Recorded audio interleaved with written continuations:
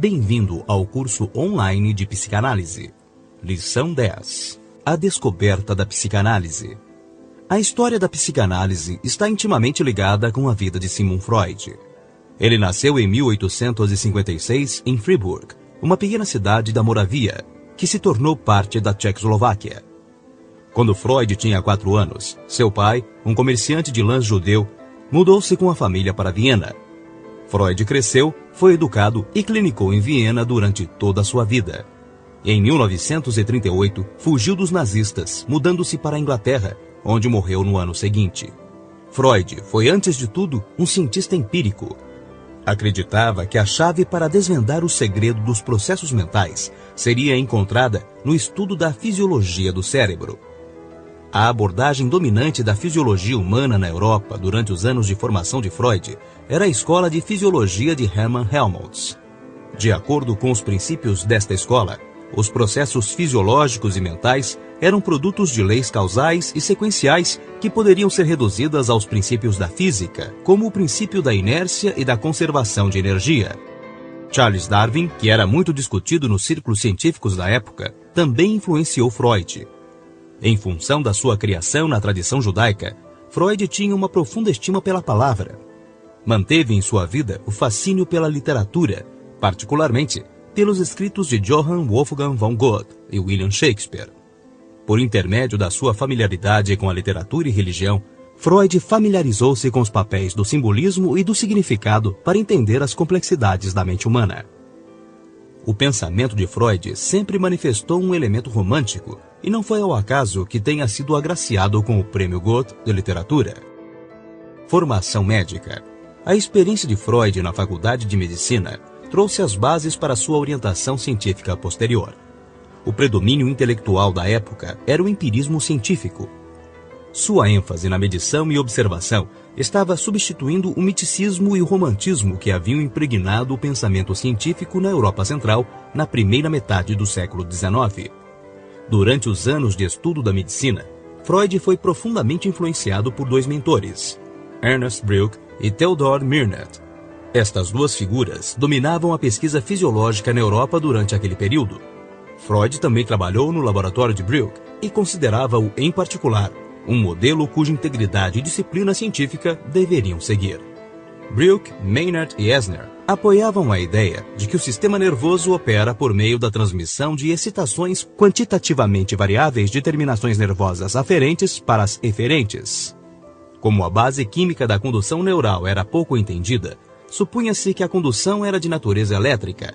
A noção central do pensamento de Breuck era de que a mente e o corpo são organizados por intermédio do paralelismo psicofísico. O arco reflexo era seu modelo de funcionamento neural. Em outras palavras, nenhuma atividade central espontânea existe no sistema nervoso. Ele meramente funciona como um instrumento passivo que permanece inativo até ser estimulado por energias exógenas. O resultado final do estímulo é a redução da irritação que ingressa a um mínimo. Essa fisiologia de forças e energias, baseando-se fortemente na doutrina da conservação de energia, exerceria um efeito de longo alcance sobre o pensamento de Freud. Após a graduação na escola médica, Freud continuou a trabalhar no laboratório de Breuck durante 1 ano. Foi lá que ele desenvolveu sua ambição científica predominante. Sua ideia era aplicar os princípios de Breuck ao sistema nervoso. Ele estava convencido que tanto manifestações psicopatológicas como o funcionamento mental normal poderiam ser explicados em termos das forças e energias que regulam o sistema nervoso. A pesquisa de Freud foi interrompida quando ele se deu conta de que o trabalho de laboratório não era suficiente para gerar a renda necessária para sustentar a família. Ele havia se apaixonado por Martha Bernays e foi forçado a iniciar a atividade clínica para prover um padrão de vida adequado à sua noiva. Em 1882, começou a trabalhar como clínico geral no Hospital Geral de Viena. Após uma passagem pelo serviço cirúrgico, começou a trabalhar na clínica psiquiátrica de Theodor Mirnet. O contato de Freud com a neuroanatomia e a neuropatologia, sob a carismática liderança de Mirnet, levou-o a escolher a neurologia como especialidade. O estudo de amentia de Mirnet, psicose alucinatória aguda, exerceu um efeito duradouro sobre Freud e contribuiu para o conceito de satisfação de desejos, que posteriormente viria a tornar-se uma parte central da sua teoria do inconsciente. O primeiro embate mal-sucedido com a fama ocorreu em 1885, depois de realizar experimentos com cocaína.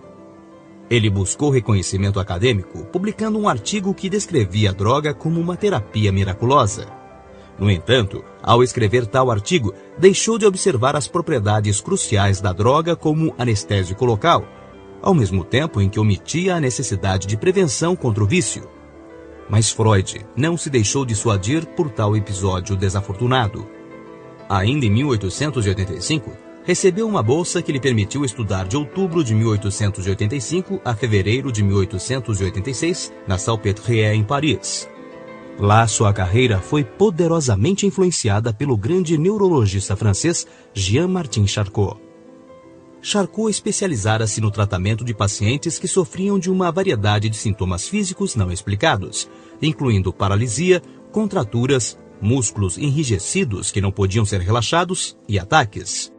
Alguns destes pacientes adotavam uma postura bizarra, no qual se jogavam no chão e arqueavam o corpo para trás até ficarem apoiados apenas pela cabeça e pelos calcanhares. Em nosso próximo encontro, falaremos um pouco mais de Charcot em suas aulas em Salpêtrière. Até lá!